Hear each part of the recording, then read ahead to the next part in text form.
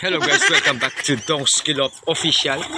So for today's video mga kalapatids, ito pinapakain ko na yung aking mga warriors. Okay, may mamayang gabi may kargahan dito sa aming club, dito sa CRRPC. So bukas mga kalapatids, sa Bitaw, Karanglan, Nueva Ecija na tayo. Port training na ata ng club. So ay mga kalapatids, ikakarga natin ulit sina 317, si Chunli. Ayun, si Chunli.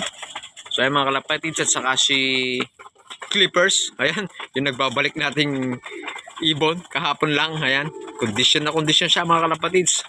Ayan, oh, wala na yung sing-sing niya. Ikakarga natin ulit bukas mga kalapatids. At saka si Mona Lisa, yung isa pang warrior dito. So si papahinga ko muna si Miles. Ayun si Miles. So ay mga kalapatids, nung dumating yan, hindi ko napansin may tama pala sa dito sa bandang likuran niya.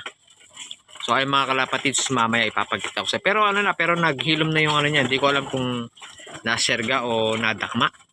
So ay check ko mamaya mga kalapatids. Pero wala na sugat. Kumbaga na lang, parang natagal yung naalis yung mga balahibo niya.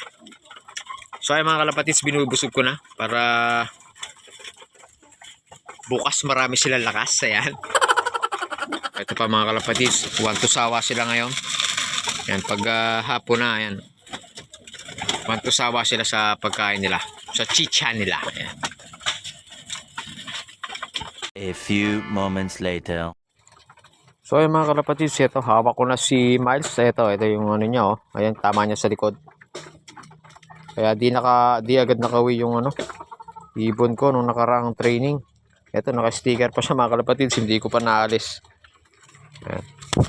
Ito, naka-sticker pa, hindi ko na naalis mga kalapatids. Pero siya, pero wala namang sugat. Wala nang...